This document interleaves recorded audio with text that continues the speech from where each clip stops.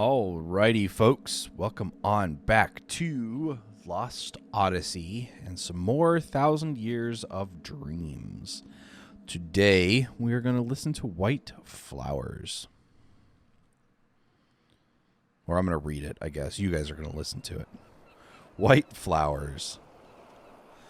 Lovely white flowers mark the town. They bloom on every street corner, not in beds or fields set aside for their cultivation, but blending naturally and in every profusion with every row of houses, as though the buildings and the blossoms have grown up together. The season is early spring, and snow still lingers in the nearby mountains, but the stretch of ocean that gently laps the town's southern shore is bathed in refulgent sunlight. Refulgent. This is an old and prosperous harbor town. Even now, each of its piers see many cruise ships and freighters come and go. Its history, however, is sharply divided between the time before and the time after an event that happened one day long ago. People here prefer not to talk about it, the watershed engraved upon the town's chronology. The memories are too sorrowful to make stories out of them. Kime knows this, and because he knows it, he has come here once again. Passing through, the tavern master asks him. At the sound of his voice, Kime responds with a faint smile. You're here for the festival, I suppose. You should take your time and enjoy it. The man is in high spirits. He has joined his customers in a glass after glass until now and is quite red in the face. But no one shows any sign of blaming him for overindulging. Every seat in the tavern is filled, and the air reverberates with laughter. Happy voices can be heard now and then as well from the road outside. The entire town is celebrating. Once each year, the festival has people making merry all night long until the sun comes up. I hope you've got a room for the night, sir. Too late to find one now. Every inn is full to overflowing. So it seems. Not that anyone would be foolish enough to spend a night like this quietly tucked away under the covers in his room. The tavern master winks at Kime as if to say, Not you, sir, I'm sure. Tonight, we're going to have the biggest, wildest party you've ever seen, and everybody's invited. Locals or not. Drink, food, gambling, women. Just let me know what you want, and I'll make sure you have it. Kime sips his drink and says nothing. Because he is planning to stay awake all night, he has not taken a room, though he has no plans to enjoy the festival either. Kime will be offering up a prayer at the hour before dawn, when the night is at its darkest and deepest. He will leave the town, sent off by the morning sun as it pokes its face up between the mountains and the sea, just as he did the last time of his visit. Back then, the tavern master, who a few minutes ago was telling one of his regular customers that his first grandchild is about to be born, was himself just an infant. This one's on me. Drink up, says the tavern master, filling Kime's shot glass. He peers at Kime suspiciously and says, You did come for the festival, didn't you? No, not really, says Kime. Don't tell me you didn't know about it. You mean you came here by pure chance? Afraid so. Well, if you came here on business, forget it. You'll never get serious talk out of anybody on a special night like this. The tavern master goes on to explain what is so special about this night. You must have heard something about it. Once, long ago, this town was almost completely destroyed. There are two kinds of events that divide history into before and after. One is the birth or death of some great personage, a hero or a savior. The other is something like a war or plague or natural disaster. What divided this town's history into before and after was a violent earthquake. It happened without warning and gave the soundly sleeping people of the town no chance to flee. A crack opened up in the earth with a roar, and roads and buildings just fell into pieces. Fires started, and they spread in the twinkling of an eye. Almost everyone was killed. You probably can't imagine it. All I know is what they taught me in school. And what does Resurrection Festival mean to a kid? It was just something that happened once, long ago. I live here, and that's all it means to me. So a traveler like you probably can't even begin to imagine what it was like. Is that what they call this holiday? Resurrection Festival? Uh-huh. The town was resurrected from total ruin to this. That's what the celebration is all about. Kime gives the man a grim smile and sips his liquor. What's so funny? The tavern master asks. Last time I was here, they were calling it Earthquake Memorial Day. It wasn't a festival for this kind of wild celebrating. What are you talking about? It's been the Resurrection Festival ever since I was a kid. That was before you were old enough to remember anything. Huh? And before that, they called it Consolation of the Spirits. They'd burn a candle for each person who died and pray for them to rest in peace. It was a sad festival. Lots of crying. You sound as if you saw it happening yourself. I did. The tavern master laughs with a loud snort. You look sober, but you must be plastered out of your mind. Now listen. It's festival night, so I'm going to let you off the hook for pulling my leg. But don't say stuff like that in front of the other townspeople. All of our ancestors, mine included, are the ones who barely escaped with their lives. Kime knows full well what he's doing. He never expected the man to believe him. He just wanted to find out for himself whether the townspeople were still handing down the memories of the tragedy, whether deep down, behind their laughing faces, there still lingered the sorrow that had been passed down from their forefathers' times. Called away by one of his customers, the tavern master leaves Kime's side, but not without first delivering a warning.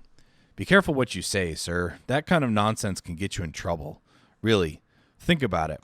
The earthquake happened all of 200 years ago. Kime does not answer him. Instead, he sips his liquor in silence. Among the ones who died in the tragedy 200 years ago was his wife and daughter.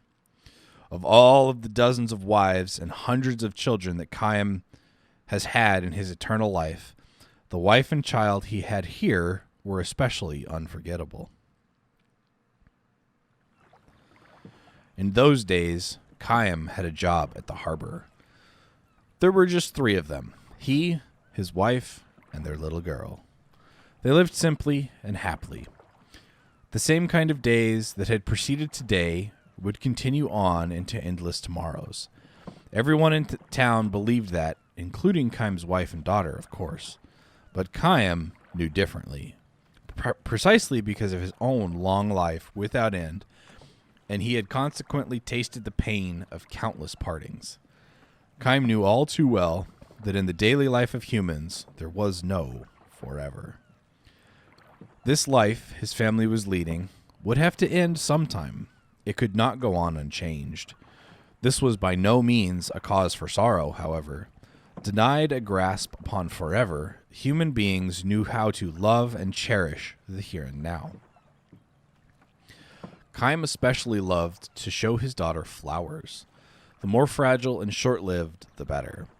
Flowers that bloomed with the morning sun and scattered before the sun went down. They were everywhere in this harbor town, lovely white flowers that bloomed in early spring. His daughter loved the flowers. She was a gentle child who would break off blossoms that had struggled so bravely to bloom. Who would never break off blossoms. Okay.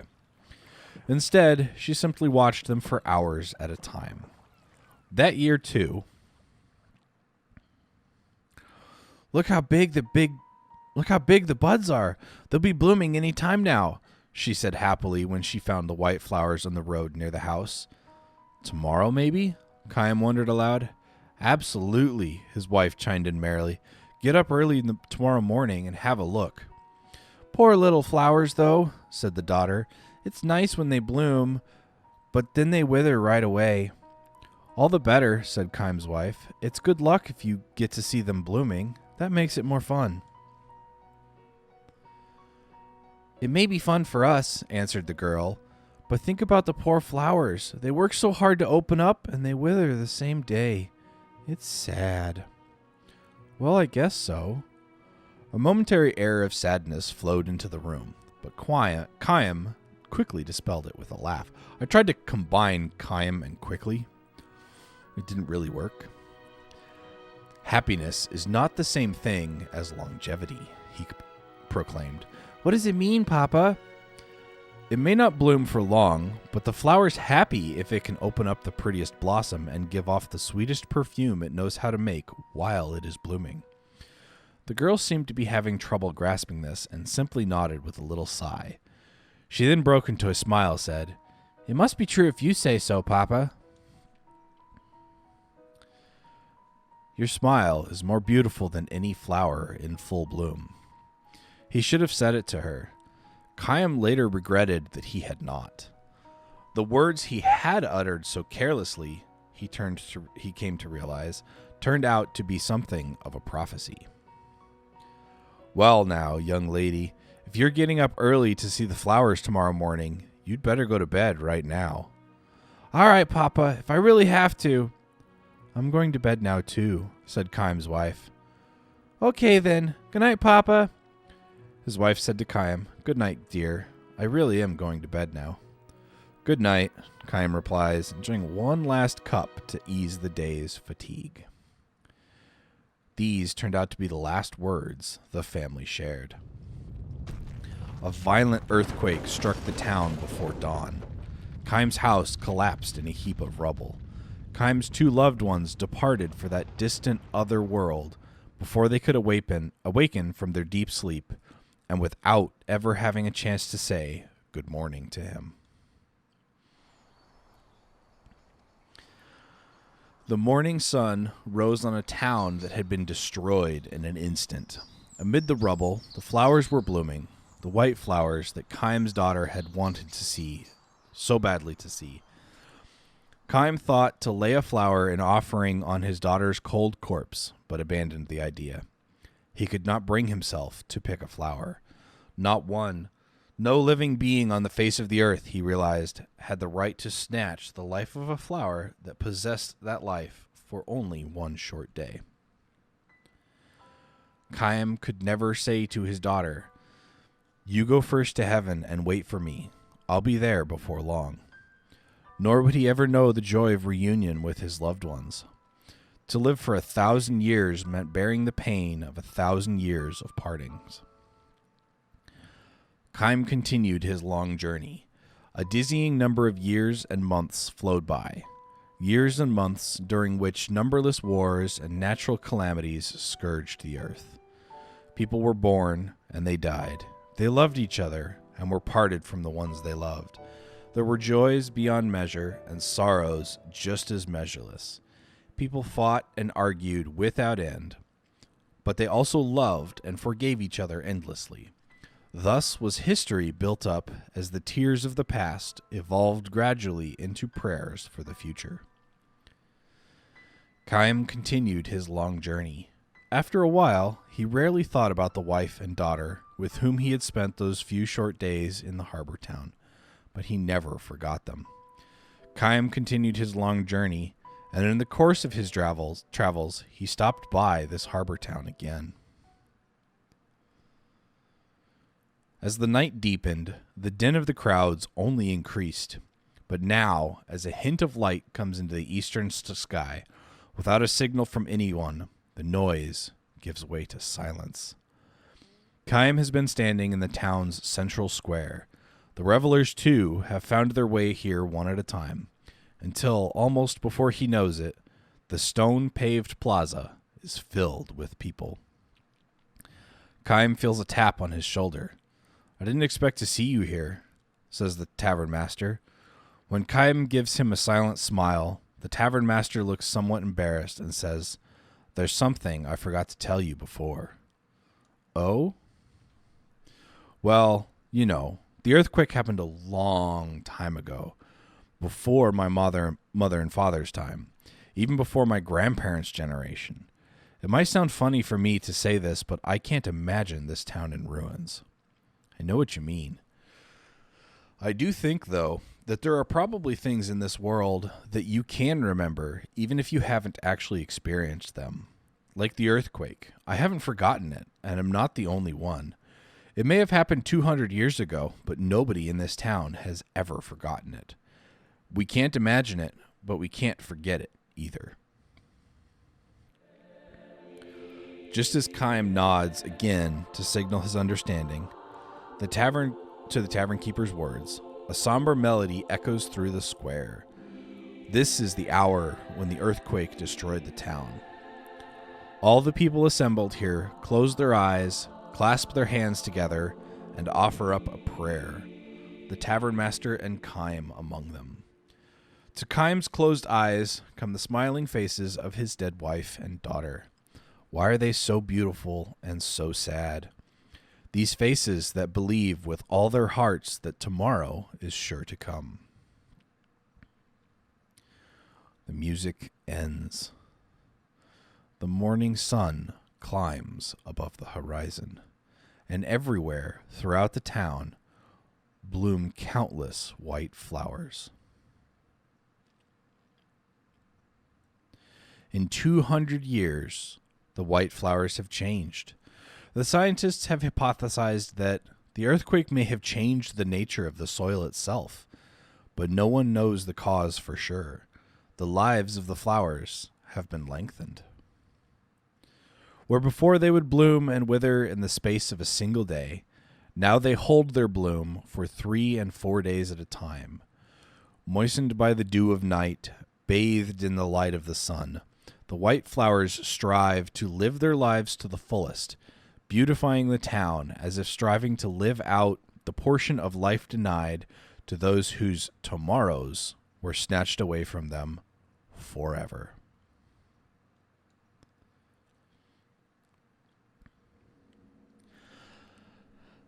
I've always wondered if the immortals took families essentially over the century, over the 1,000 years. Nowhere except in game with Sarah and